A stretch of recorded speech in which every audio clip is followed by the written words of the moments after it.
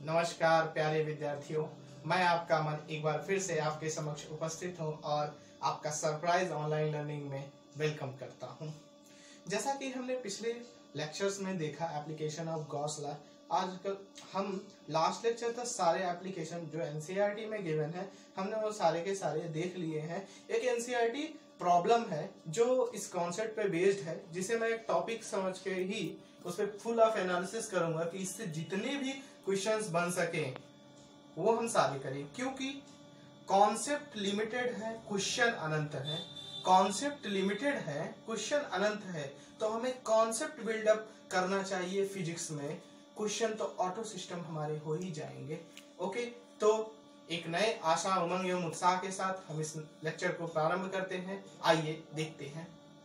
तो अपना टॉपिक है आज का analysis on two parallel non conducting plate, अर्थात कहा जाए दो समांतर अचालक प्लेट्स का विश्लेषण।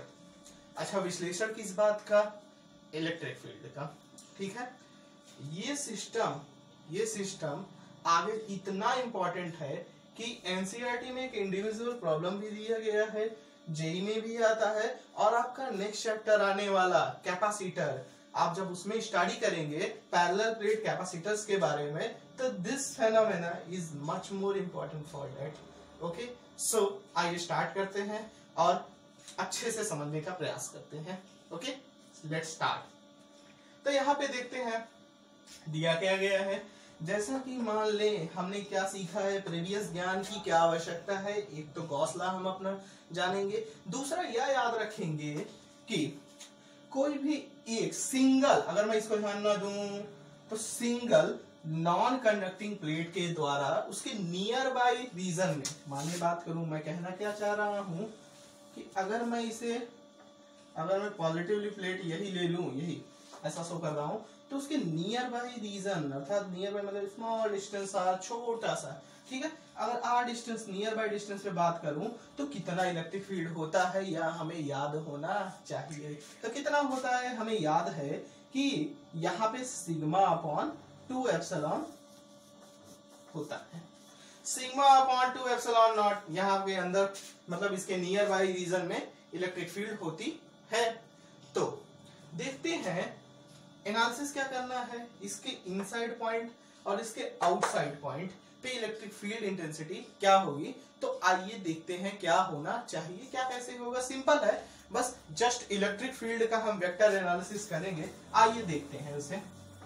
ओके, तो देखें, मान लेते हैं कि एक पॉइंट P इसके अंदर ले लिया गया है। मान लेते हैं एक पॉइंट इसके अंदर लिया गया है, तो हम बात करें इस P पॉइंट पे इलेक्ट्रिक फील्ड क्या कैसे लग रहा होगा। अच्छा, हमें पता है अगर कोई पॉजिटिव चार्ज है और किसी पॉइंट पर इलेक्ट्रिक फील्ड की बात करें तो क्या उसके आउटवर्ड लगाएगा। मान लेते हैं इसके द्वारा इलेक्ट्रिक फील्ड जो होगा वह E1 होगा, मान लेते हैं एक बार, और इसकी मान लेते हैं E2। ओके, तो यहाँ पे इसके द्वारा जो इलेक्ट्रिक फील्ड लगेगा क्या, ये आउटवर्ड टू इट लगेगा, जिसकी वैल्यू होगी E1। समझते रहिए ध्यान से बातों को। और ये माइनस वाला है, आपको पता होना चाहिए कि माइनस वाला कैसे कार्य करेगा। इस P पॉइंट को अपनी ओर इलेक्ट्रिक फील्ड लगाएगा। ये क्या किया, इस पॉइंट से आउटवर्ड डायरेक्शन में, देखिए इलेक्ट्रिक फील्ड डायरेक्शन मैंने कैसे दिखाई है, E1 इस डायरेक्शन में। और वही बात करेंगे P पॉइंट पे माइनस चार्ज के द्वारा कैसे लगेगा, तो ये ऐसे अपनी डायरेक्शन में लगाने का प्रयास करेगा। ध्यान से देखिए, तो अर्थात क्या ये इसी डायरेक्शन में लगाएगा। बात समझ में आई कि नहीं आई? तो क्लियर है। तो बात करें अगर अंदर, इफ पॉइंट इज इनसाइड, अगर पॉइंट अंदर है तो इलेक्ट्रिक फील्ड कितना होगा।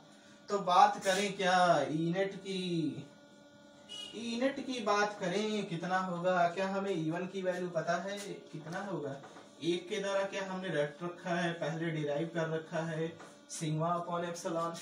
बात समझ में आई। इसके द्वारा क्या होगा, E2 की वैल्यू क्या, sigma upon 2 epsilon, value same थी, यूनिफॉर्मली डिस्ट्रीब्यूटेड है। तो आइए देखते हैं नेट इलेक्ट्रिक फील्ड क्या होगा। क्या E1 और E2 दोनों वेक्टर्स एक ही डायरेक्शन में रखे हैं तो क्या हम सिंपली इन्हें जोड़ सकते हैं। तो इसका नेट इलेक्ट्रिक फील्ड क्या होगा, E1 प्लस E2। अगर मैं बात करूं E1 प्लस E2 की, क्या E1 प्लस E2 होगा सिंपली, क्योंकि डायरेक्शन सेम है, सिंपली ऐड कर सकते हैं। तो इसकी वैल्यू क्या हो जाएगी, क्या sigma upon epsilon not plus sigma upon 2 epsilon not. अगर हम इसकी नेट इलेक्ट्रिक फील्ड की बात करें, क्या सिग्मा अपॉन एप्सिलॉन नॉट आया। तो ई नेट की वैल्यू जो अंदर आती है, ई नेट की वैल्यू जो अंदर आती है उसकी वैल्यू क्या आई है, ये आई है, जो कि हमें मन मस्तिष्क में बिठा देना चाहिए कि अंदर इलेक्ट्रिक फील्ड की वैल्यू, किसी भी नॉन कंडक्टिंग पैरेलल प्लेट्स की बात करूं तो अंदर इलेक्ट्रिक फील्ड की वैल्यू क्या सिग्मा अपॉन एप्सिलॉन होगी। जी हाँ, आइए एनालिसिस करते हैं कि एक्सटर्नल पॉइंट, लेट्स डिस्कस। एक हम पॉइंट मान लेते हैं जो कि बाहर है, एक पॉइंट सी, ठीक है। तो आइए हम देखते हैं E1 E2 का क्या रोल होता है इस पॉइंट पर। तो बात करें क्या, हम E1 और E2 की डायरेक्शन सबसे पहले देखेंगे। अब तक क्या हम जान चुके हैं कि E1 और E2 का मैग्नीट्यूड देखिए सेम है, तो क्या मैं इसे सिंपली लिख सकता हूँ, क्या E1 बराबर E2 बराबर E बराबर सिग्मा अपॉन 2 एप्सिलॉन। ध्यान देते रहिए इन बातों का, ध्यान से समझें, इसे भूल कर भी सिक्स ना समझें, ठीक, ओके। सो यहाँ पे देखें ध्यान से, ये सिग्मा है, ओके। तो यहाँ पे देखते हैं, अगर मैं प्लस चार्ज वाले की बात करूं तो क्या सी पॉइंट पर इलेक्ट्रिक फील्ड की जो डायरेक्शन होगी, क्या होगा, कुछ इस डायरेक्शन में लगेगी। मैंने मैग्नीट्यूड सेम है भाई साहब, मैंने ये दे दिया है, कोई तकलीफ नहीं है। यहाँ पे अगर मैं बात करूं तो इस चार्ज के द्वारा अब कहाँ लगेगा, हम जानते हैं माइनस चार्ज अपनी ओर आकर्षित करने की कोशिश करता है, अर्थात इलेक्ट्रिक फील्ड लाइंस की डायरेक्शन किस तरीके से होगी। अगर मैं माइनस मानूं, अगर मैं इसे माइनस मानूं तो क्या डायरेक्शन ऐसे लगेगा इलेक्ट्रिक फील्ड इस डायरेक्शन में। यहाँ तो डायरेक्शन देखिए ध्यान से, तो इस डायरेक्शन में अगर होगा तो देखिए क्या ई ऐसे लगेगा। ध्यान से देखिए, क्या दो इक्वल वेक्टर्स हैं, अगर दो इक्वल वेक्टर्स हैं, दोनों अपोजिट है, क्या एक दूसरे को कैंसिल आउट कर देंगे। अर्थात मैं लिखना चाहूं तो ई नेट की जो वैल्यू होगी, जो ई नेट की वैल्यू होगी, क्या मैं लिख सकता हूं, क्या E minus E is equal to 0। Any doubt, no doubt, okay. तो यहाँ पे ई माइनस ई मतलब दो चीजें हमने सीखी, क्या अंदर इलेक्ट्रिक, अंदर अगर कोई पॉइंट है, क्या मैंने net electric field sigma upon epsilon देखा। अगर बाहर की बात करूं तो क्या नेट इलेक्ट्रिक फील्ड 0 मिलती है। इन बातों को ध्यान में रखिए और इन बातों को याद में रखिए कि एक टेबल बनाइएगा आप, ऐसे इनसाइड लिख के, आप ऐसे इनसाइड लिखेंगे एंड आउटसाइड लिखेंगे,